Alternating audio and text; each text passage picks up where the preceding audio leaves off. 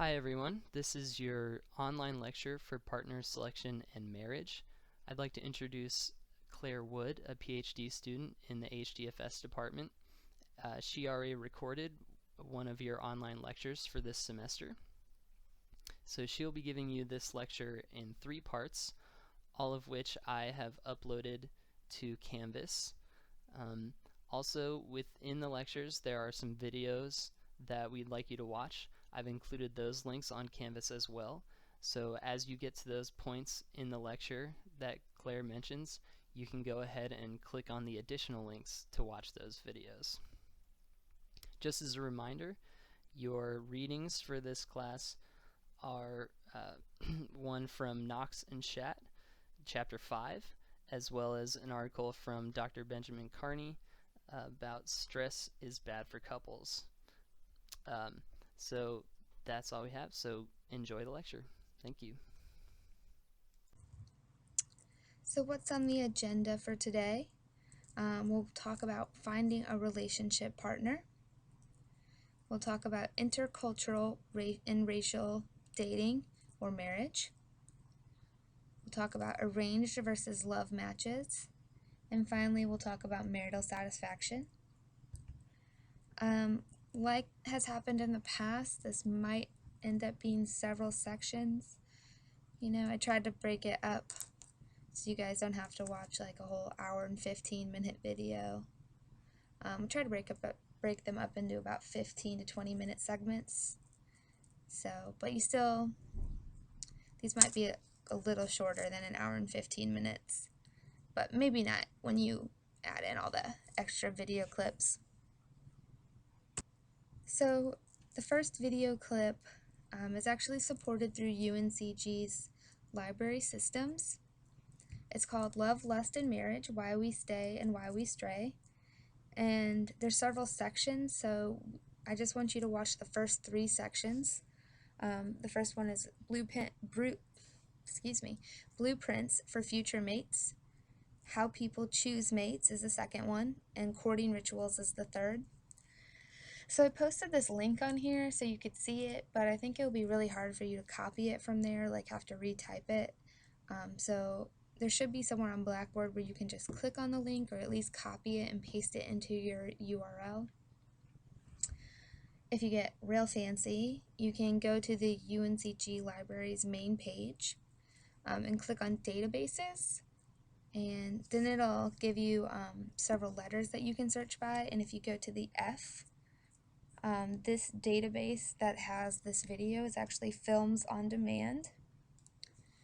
And once you get to that page, you can actually search for this video too. If you want to try to make things a little more challenging for yourself, you can do that. But so again, just watch the first 3 sections. It's just a nice introduction to this topic.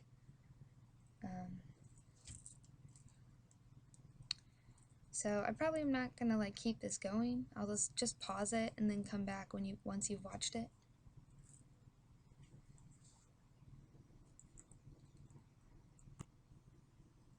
There's another video clip that I want you to watch. It kind of expands on the courting rituals section that you watched in the first video. I think it's really interesting, these topics and these videos, so I hope you're liking them. But this one's on YouTube, so you can either search by the video title, which is The Science of Sex Appeal, Flirting to Find a Mate, or you can type in that webpage URL, or hopefully you can find on Blackboard where I have this video link that you can either copy and paste or click on. Hopefully one of those will work. So this is again a little bit of an evolutionary perspective on sex appeal and flirting and kind of partner selection. It also talks about some gender differences, which are really interesting. And again, try to get the general ideas from this video clip, as this could be included in test material. But what's nice is you'll have these to go back and review before the exam as well. So again, just pause this video, go watch the clip, and then come back.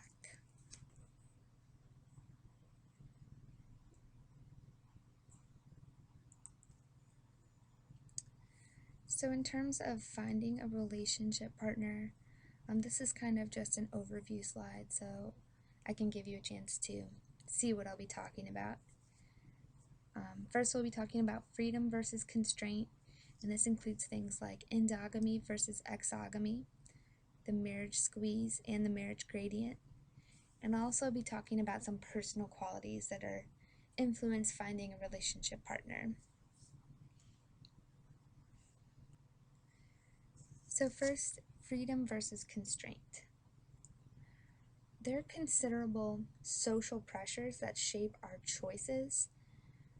So you may think that you can have the choice of any partner you want, but there actually are definitely some constraints on who you may choose as a partner. So culture and society greatly restrict and influence the choices we make in regards to who we choose to date and who we choose to marry.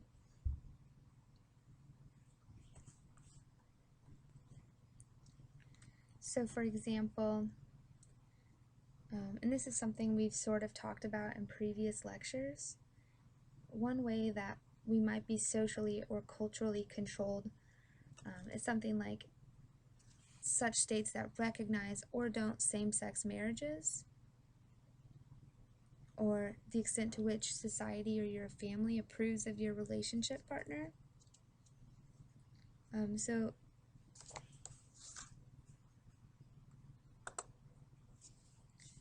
another example,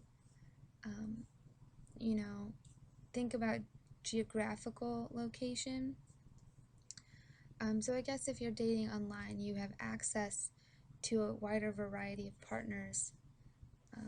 But if you're not interested in long-distance relationships, for example, you may be constrained to partners that are geographically close to you or proximal. So again, you can see how there's factors that influence who we can actually choose as relationship partners. Later on in this section, we'll also talk about some interracial or cultural aspects of dating and mate selection, and actually how uncommon it is.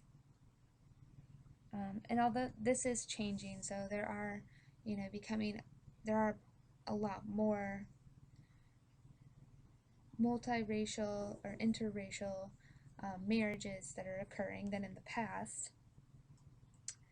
But this is also another example of how social pressures can shape our choices about relationship partners.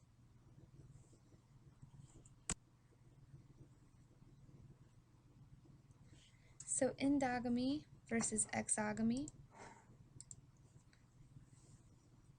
These are two forms of cultural pressure that function in mate selection.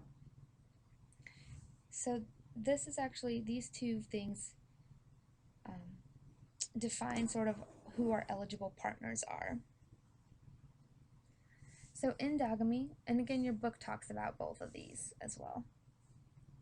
So endogamy include guidelines for marriage within a particular group. So it may be the cultural expectation to select a partner within your own social group. And this means that the pool of potential mates is refined by the practice of choosing a mate within one's group. And your group can actually mean several things. It can be your social class, your ethnicity, your religion, your age group. So for example, marrying someone within your group could be, for example, Catholics choosing to marry each other, or people of approximately similar ages choosing to marry each other. Prior to 1967, there were laws in many U.S. states prohibiting interracial marriage. And so again, endogamy could also be, for example, marrying within your racial group or ethnic group. Interracial marriage actually became fully legal in all U.S. states since the 1967 Supreme Court decision deemed that these laws against interracial marriage were unconstitutional. And that was actually for all the states. Some states had chosen to legalize interracial marriage at much earlier dates, some even as early as 40 years ago or prior. And today, although it is not illegal to marry outside of your race, people usually choose mates from groups who share similar values, beliefs, and backgrounds. And so again, we'll talk about a little bit of interracial and interethnic dating and marriage later, and I'll give you some figures as like percents of marriages that occur. Exogamy are kind of guidelines about marrying outside one's kin group. And so the most common exogamous norms in the U.S. are those that prohibit us from dating and marrying someone who is a family member. So again, you can't marry your close blood relatives. I think in some states, not all, there's laws about against marrying your first cousin. But I think in all states in the United States, you can't marry like a sibling, blood-related sibling, or parent. And this incest taboo is actually pretty universal. And this means that most societies do not approve of it and actually prohibit incest. Many state marriage licenses, so when you actually go to get married, you have to get a license, but these actually require that you verify and prove that you are not blood related to your fiance. And from a biological standpoint,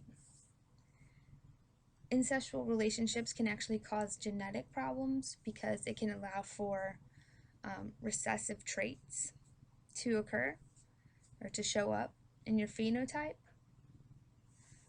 And that can be quite problematic from a genetic standpoint as well. So the marriage squeeze.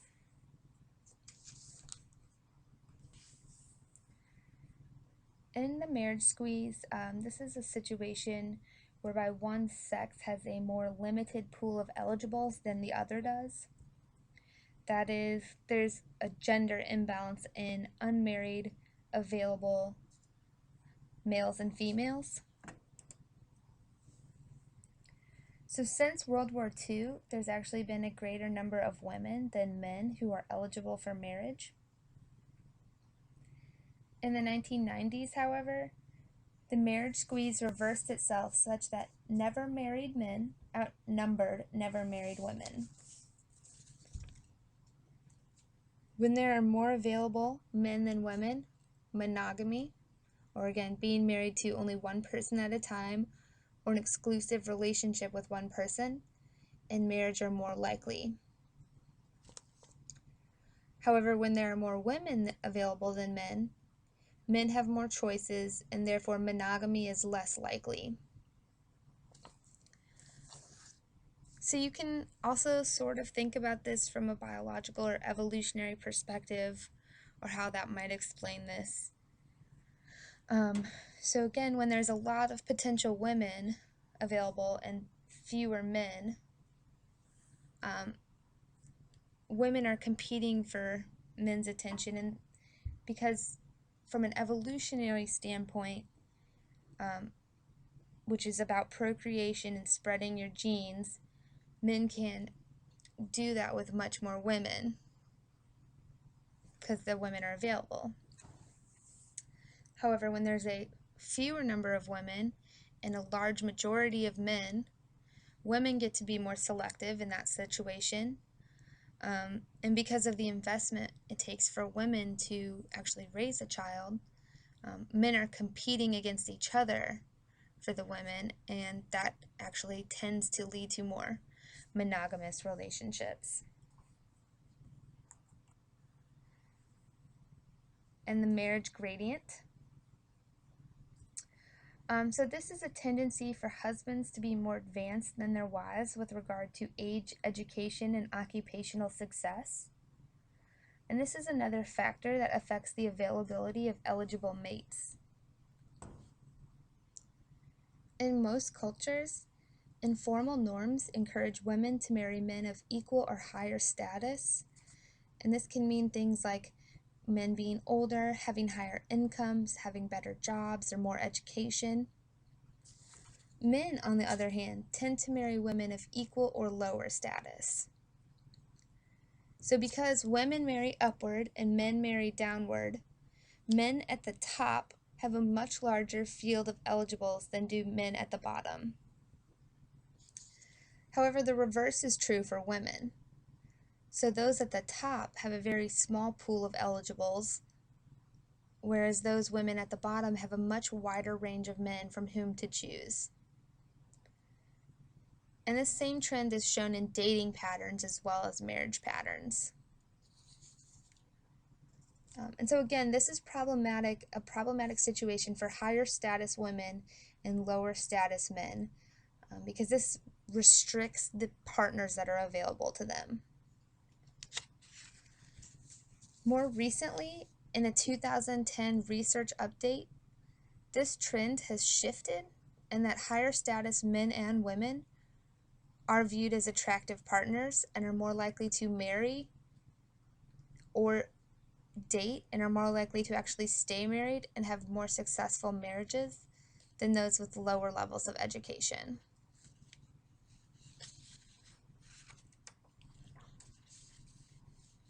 The past several decades have ushered in a widening divide between low-educated and high-educated individuals. The lower educated tend to experience lower rates of marriage, higher rates of cohabitation and single parenthood, and for those who do marry, higher rates of divorce. Individuals with higher education do marry a little later than the national average, but their marriages are less likely to end in divorce. And so it's important for you guys to know kind of what these discrepancies are between highly educated and lower educated people. The marriage gradient, I think, is also, you can see it applying in physical attractiveness too. So this video clip I want you guys to watch talks a little bit about the marriage gradient. It doesn't refer to it specifically, but it's sort of an example about what women find attractive and how status, essentially for higher income or lucrative job or fancy car, can actually affect their perceptions of a man's physical attractiveness and his desirability as a partner. So this is similar to what we talked about, with the marriage gradient for women trying to marry higher status men or partner with higher status men. So again, that link is right here. I'll also have it posted on Blackboard under this title, or you can just search YouTube for this, and then we'll start part 2 talking about the personal qualities of potential partners.